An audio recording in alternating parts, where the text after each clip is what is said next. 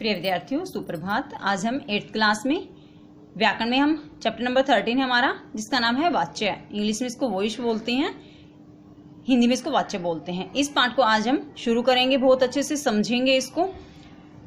Grammar है, cramming नहीं करनी, हर एक वाक्य को समझते चले जाना है कि वाच्य क्या होता है, पार्ट क्या होते हैं इसके। सबसे पहले हम देखिए इसकी डेफिनेशन करते हैं। वाच्य का शाब्दिक अर्थ क्या होता है, यानी कि वाच्य जो शब्द दिया है इसका क्या अर्थ है।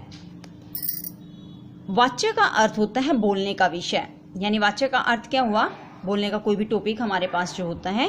क्रिया के जिस रूप से यह पता चले कि वह वाक्य के किसके अनुसार, यानी कि कर्ता के अनुसार हुआ है, कर्म के अनुसार हुआ या फिर भाव के अनुसार हुआ है, वह क्या कहलाता है, वाच्य कहलाता है। यानी कि क्रिया के जिस रूप से पता चले कि वह वाक्य में किसके अनुसार प्रयुक्त की गई है, उसको वाच्य कहते हैं। हिंदी में वाच्य के निम्नलिखित 3 रूप है, यानी हिंदी में वाच्य के कितने भेद दिए गए हैं, मुख्य रूप से 3 भेद दिए गए हैं।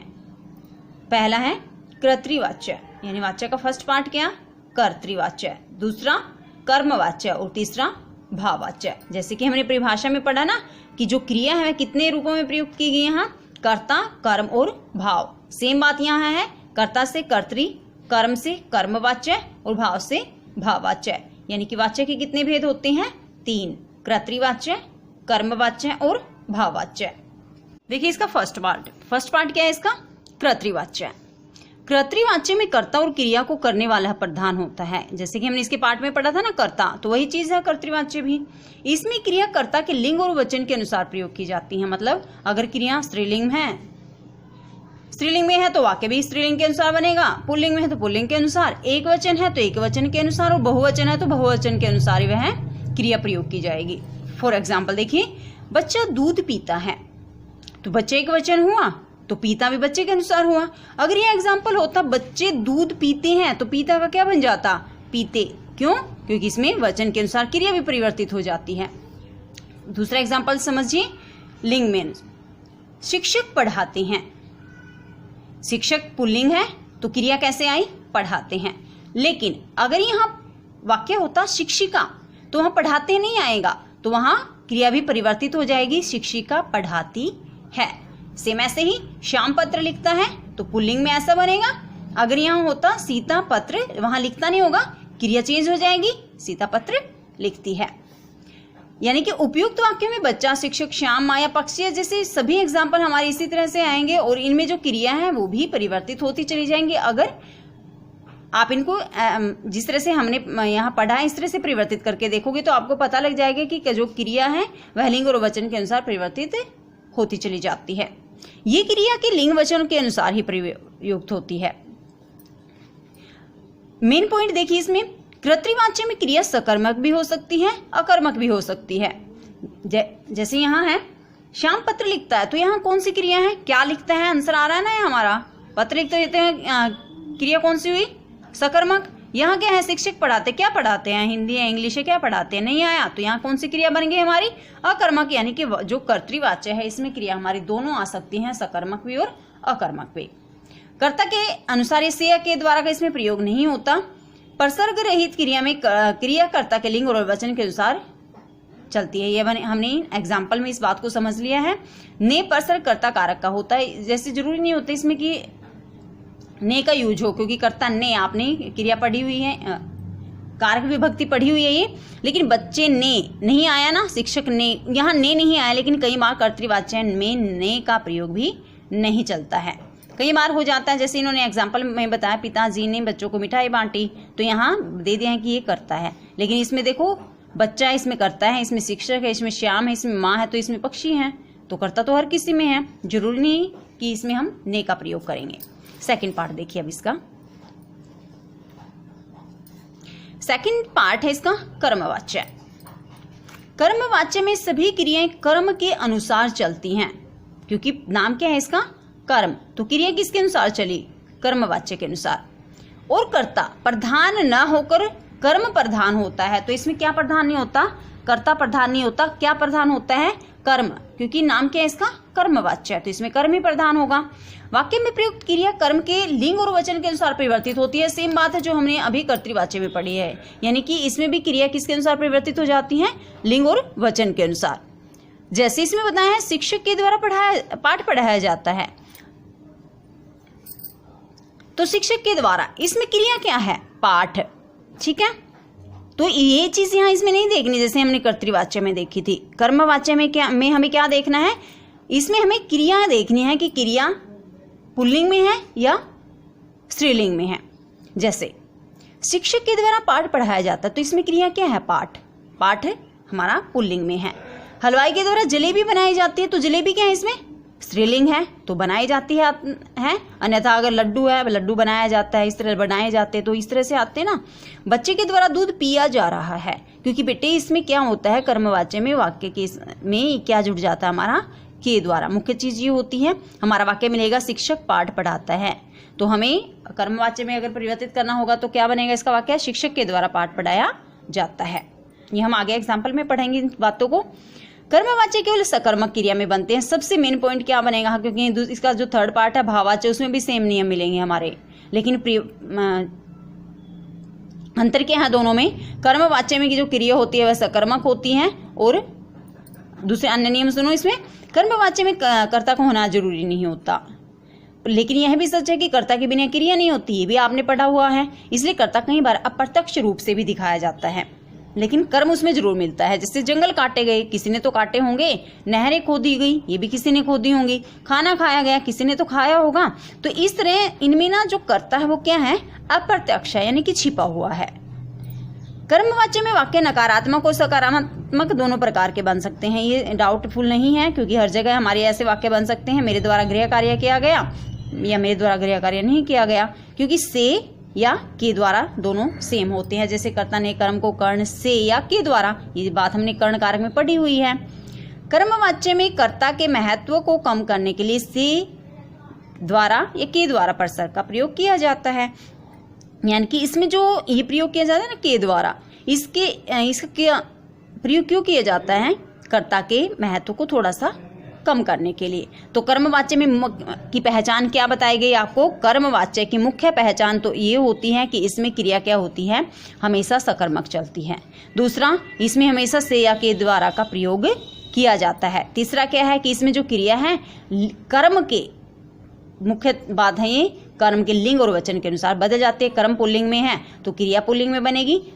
जैसे एग्जाम्पल देखिए, बच्चे के द्वारा दूध पिया जा रहा है, ठीक है, दूध क्या है? पुल्लिंग में है, इसलिए कि क्रिया क्या बनी? जा रहा है, पुल्लिंग में बनी। अगर यह होता बच्चे के द्वारा चाय, तो वहां पिया जा रहा है आप नहीं रख सकते, क्योंकि चाय क्या है?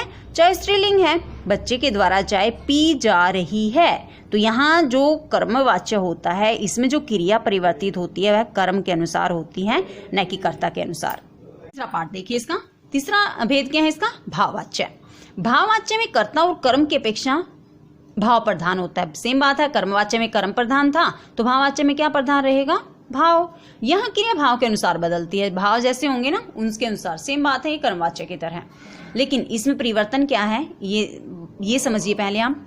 भाववाच्य में क्रिया हमेशा किस में बनती है? पुल्लिंग, एक वचन और अन्य पुरुष में। यानी आपको देखो, हमने कर्मवाच्य में क्या किया? अभी क्रिया को स्त्रीलिंग में भी बदला ना, लेकिन इसमें आपको पहचान क्या मिलेगी कि इसमें जो क्रिया होगी वह हमेशा पुल्लिंग में बनेगी, हमेशा एक वचन में बनेगी। वह हमारी कर्मवाच्य में हमारी क्रिया ना बहुवचन में बन सकती है, लेकिन भाववाच्य में क्रिया हमारी किस में बनेगी?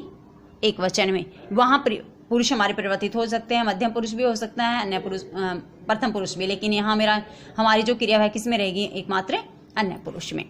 इस वाच्य का प्रयोग प्राय असमर्थता कि मुझसे ये काम नहीं किया जा सकता, मैं असमर्थ हूँ इस काम को करने के लिए, ज्यादातर किसका प्रयोग किया जाता है?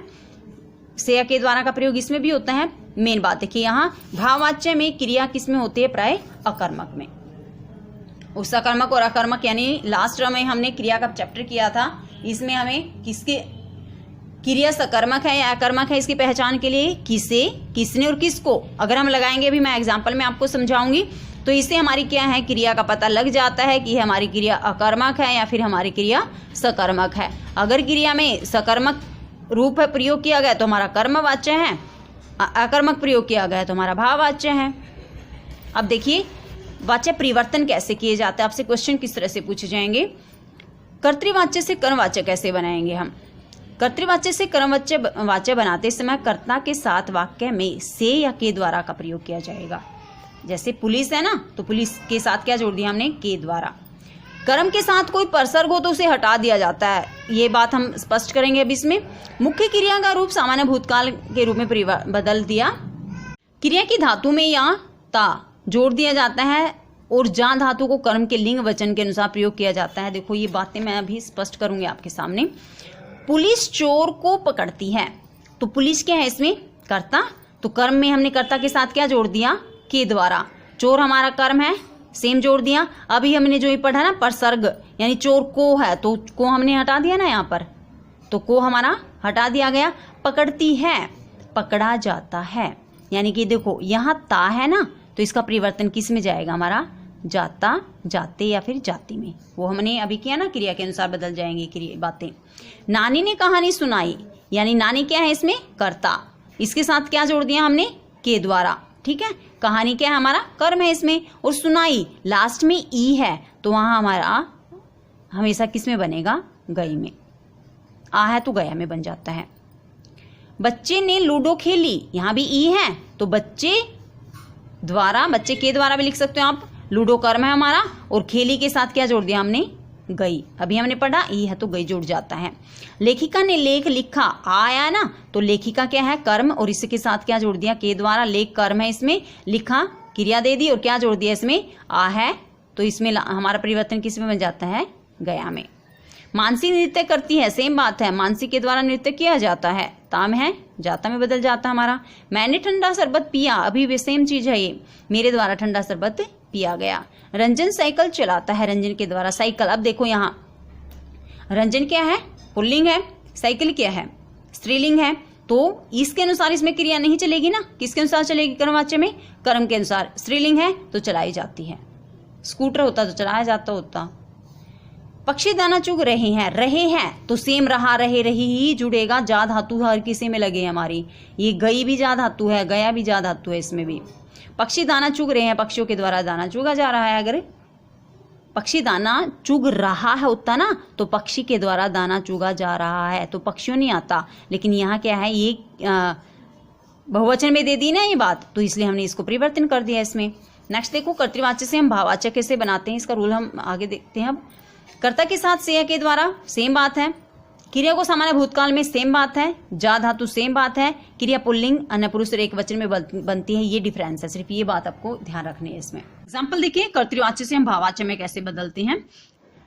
कर्तृवाच्य वह खाता है, भाववाच्य क्या आएगा, वह का किस में परिवर्तन हो जाएगा, उससे खाया जाता है। प्यारे बच्चों, आपको पहचान कैसे बनेगी, कैसे होगी कि ये भाववाच्य या कर्मवाच्य है, क्योंकि भाववाच्य में क्रिया क्या है, अकर्मक होती है। क्योंकि इसके साथ अगर हम जोड़ेंगे क्या, किसे या किसने, तो इसमें हमारा आंसर नहीं मिलेगा, तो कि ये क्या बन जाएगा, हमारी अकर्मक क्रिया होगी।